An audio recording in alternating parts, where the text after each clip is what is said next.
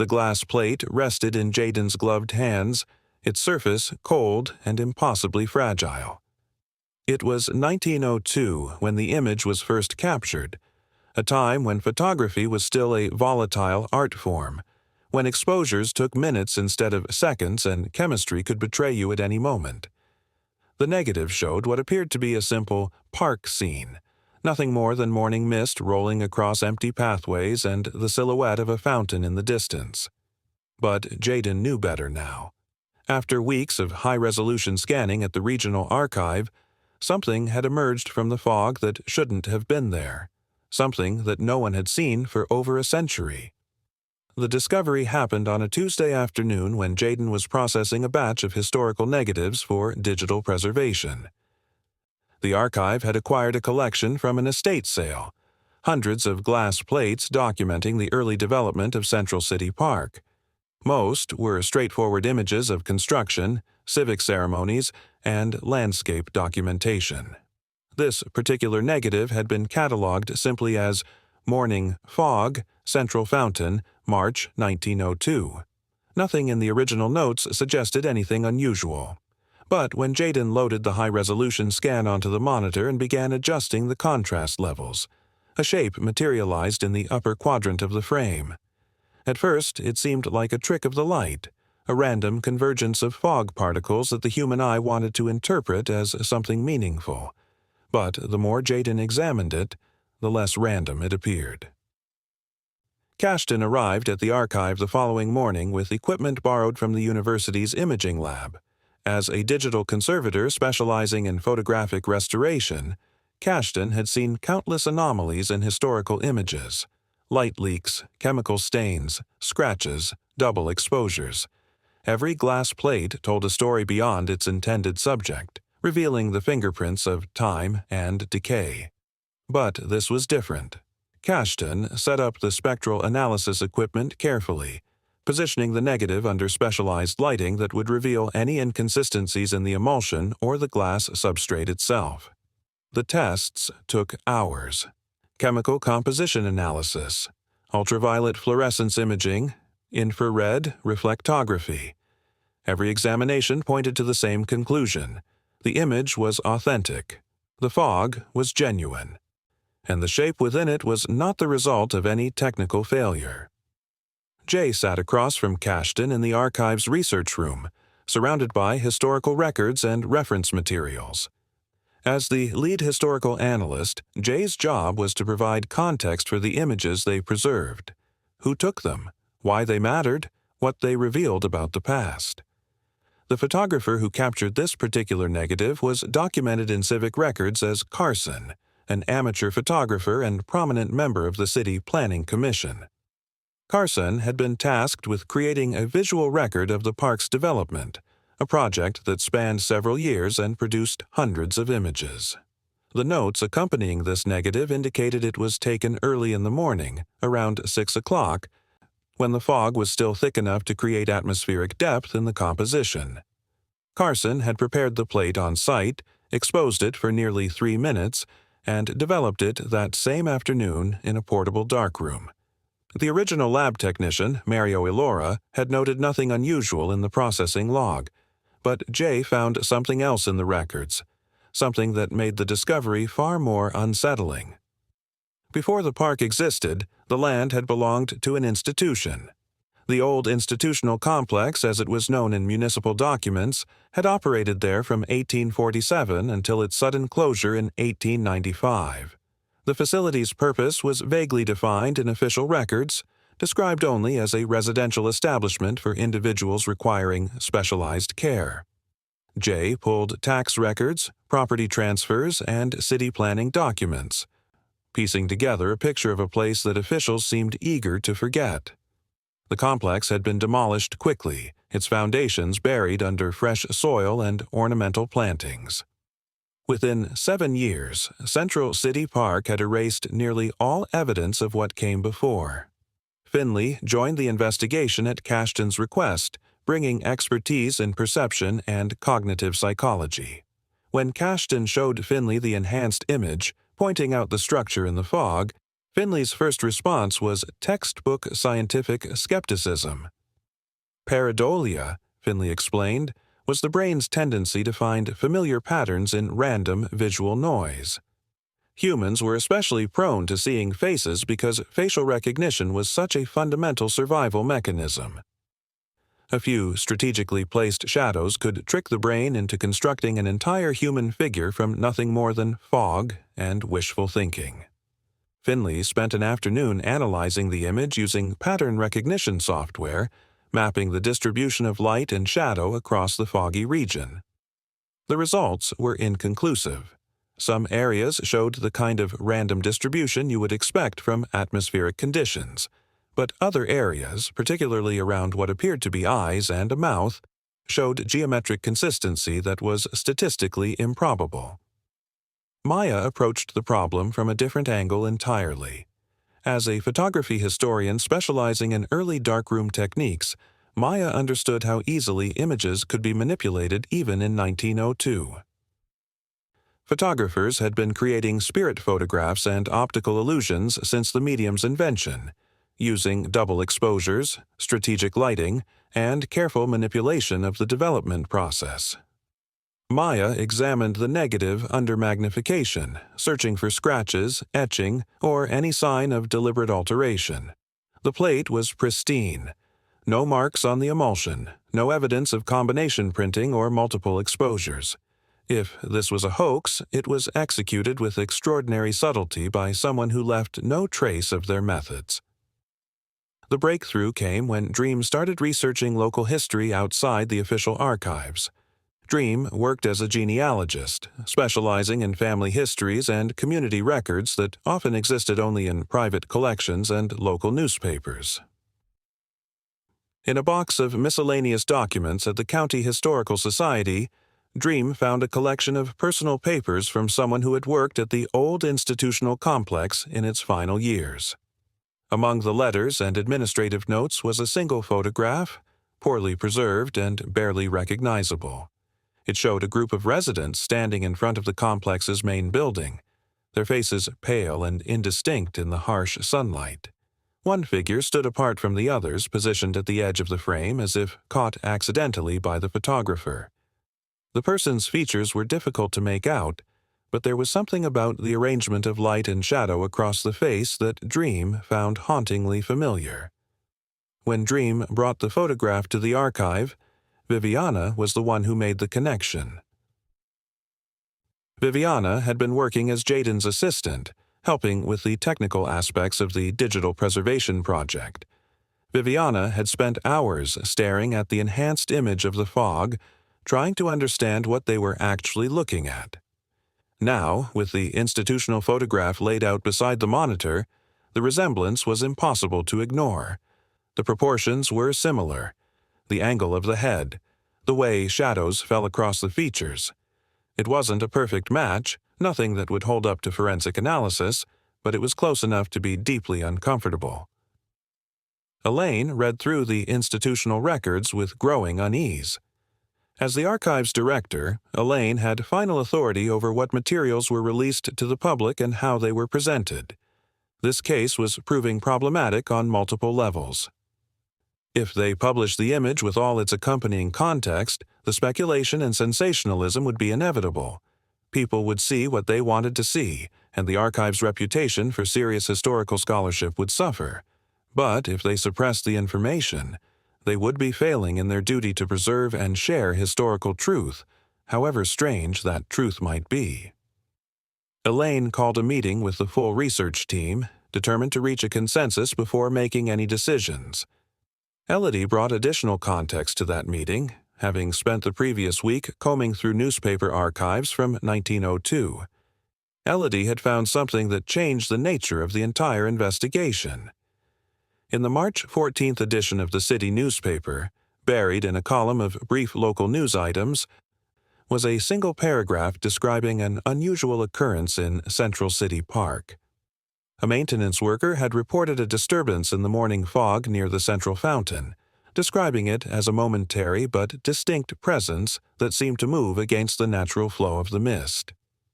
The worker had dismissed it as an optical illusion caused by fatigue, but the incident was notable enough to mention to a reporter. The date matched exactly with the timestamp on Carson's glass negative. Layla performed the final technical analysis, using advanced imaging software to isolate the shape from the surrounding fog.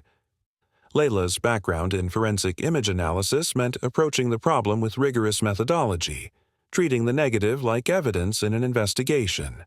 The software could separate different layers of the image based on texture, contrast, and tonal values.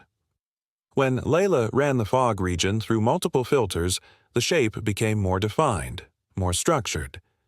It wasn't just a random configuration that happened to resemble a face. The geometry was too consistent, too organized. The spacing between what appeared to be eyes followed proportions found in actual human faces. The curve that suggested a mouth aligned with the surrounding features in anatomically correct ways. Whatever Carson had captured in that moment, it possessed structural coherence that natural fog formations simply didn't exhibit. Sonny took responsibility for contextualizing the old institutional complex within broader historical patterns. Sonny's research into 19th-century institutional practices revealed uncomfortable truths about how society treated people who didn't fit conventional norms. The complex had operated during an era when isolation was considered therapeutic, when removing people from society was viewed as helping them rather than punishing them. Records were deliberately vague about who resided there and why, using euphemistic language that obscured more than it revealed. But between the lines, Sonny could piece together a picture of lives lived in profound loneliness, of people forgotten by families and communities, their existence reduced to administrative notes and occasional mentions in municipal budgets. Briella found the final piece of the puzzle in an unexpected place. While researching property records for an unrelated project, Briella discovered a legal document from 1895 detailing the complex's closure. The facility had been shut down following an incident involving a resident who had been institutionalized for over 40 years. The document was heavily redacted, with names and specific details removed, but it mentioned an individual who had been admitted as a young adult and remained there until death. The person had been largely isolated, even within the institution, kept in a separate section of the facility for reasons the document wouldn't specify. After this individual's death, the institution's board voted to close the complex entirely, citing the inability to continue operations effectively. Within months, the demolition had begun. Ari synthesized all the research into a comprehensive report that Elaine could use to make her decision. Ari's gift was taking complex information and distilling it into clear narratives without losing essential nuance. The report laid out 3 possible interpretations of the glass negative. The first was purely technical, suggesting that despite all evidence to the contrary, this was still somehow a product of chemical anomaly or optical illusion that multiple experts had failed to identify correctly. The second interpretation acknowledged the historical context, but maintained that the resemblance between the fog shape and the institutional photograph was coincidental, a case of pareidolia enhanced by knowledge of the location's dark past. The third interpretation refused to rule anything out, accepting that some phenomena remained unexplained despite rigorous investigation. That history contained genuine mysteries that resisted easy categorization. Remy was the last person to weigh in before Elaine made her final decision. Remy had joined the archive only recently, bringing fresh eyes to a team that had been immersed in the mystery for weeks. Remy's perspective was refreshingly pragmatic. The value of the glass negative wasn't in definitively proving or disproving anything supernatural. Its value lay in what it revealed about how places carry history, how the past doesn't simply disappear when we build new structures over old foundations. The image captured something true about Central City Park, even if that truth wasn't the literal presence of a ghostly face in the fog. It captured the weight of forgetting, the traces of lives that society had chosen to erase, the way uncomfortable histories lingered despite our best efforts to pave them over with beauty and progress. Elaine made the decision to publish the complete archive of materials, including the enhanced scans, the institutional records, the newspaper clipping, and all the technical analysis. But rather than framing it as a ghost story or an unsolved mystery, the archive presented it as a case study in historical investigation and the interpretation of photographic evidence. The display included Finley's analysis of pareidolia, Maya's examination of darkroom techniques, Layla's forensic imaging results, and Sunny's research into institutional history. Visitors could examine the evidence themselves and draw their own conclusions. Some saw only fog. Some saw a clear human face. Some saw the shadow of historical trauma made visible through accident or chemistry or something that defied easy explanation. Jaden stood in the exhibition room on opening day, watching visitors examine the enlarged print of the glass negative. Some people spent hours studying every detail, taking photographs with their phones, debating interpretations with companions. Others glanced at it briefly and moved on, unimpressed by what they considered a questionable historical curiosity. Jaden didn't know what to believe anymore. After months of research, after examining every possible explanation, the truth remained elusive. Maybe that was the point. Maybe some images weren't meant to be fully understood, only witnessed and wondered about. Cashton joined Jaden at the display. Both of them silent for a moment before Cashton spoke quietly about the strange satisfaction of working on a mystery that couldn't be neatly solved. In their field, most questions had definitive answers. Chemical dating could establish age. Spectral analysis revealed forgeries. Provenance research uncovered hidden histories. But this case resisted every attempt at final resolution. The science said one thing, the history suggested another, and human perception filled in the gaps with its own interpretations. Perhaps that was how the past actually worked, not as a sequence of facts waiting to be discovered, but as layers of possibility that could never be fully excavated. Jay continued researching the old institutional complex long after the exhibition opened. Driven by a need to give names and stories to people who had been deliberately anonymized by history. The records were fragmentary and often contradictory, designed to protect institutions rather than document individual lives. But occasionally, Jay found traces of humanity in the archives, brief mentions in personal letters or diary entries that suggested the residents of the complex were people with hopes and fears and relationships, not just administrative burdens to be managed and eventually forgotten. The research wouldn't change the mystery of the glass negative, but it might restore some dignity to lives that had been systematically erased. Dream found other photographs in the months following the exhibition, images from the institutional era that showed the complex in its daily operation. None contained anything as dramatic as the face in the fog, but they offered glimpses into a world that had been deliberately obscured by official histories. People standing in courtyards, working in gardens, gathered in common rooms. The photographs were stiff and formal in the way of 19th century photography, but if you looked carefully you could see individual expressions, small gestures that suggested interior lives continuing despite institutional constraints. Dream created a supplementary collection for the archive, contextualizing the glass negative within a broader documentation of the location's complete history. Viviana eventually wrote a paper about the experience of working on the project, focusing on the intersection of technology and historical interpretation. The high-resolution scanning that revealed the face in the fog wouldn't have been possible even 20 years earlier. Each advancement in imaging technology changed what historians could see in old photographs, revealing details that original viewers never noticed. But technology also created new problems of interpretation. When you enhanced an image enough, when you isolated and magnified and filtered, at what point did you start seeing things that weren't really there? The line between revelation and construction was thinner than most people wanted to acknowledge. Elaine reflected on the decision to publish as the exhibition continued through its second month. The response had been more thoughtful than expected, less sensationalized than feared. People seemed to appreciate being trusted with ambiguity, with being given evidence rather than conclusions. The archive's reputation hadn't suffered, rather it had gained recognition for tackling difficult material with intellectual honesty.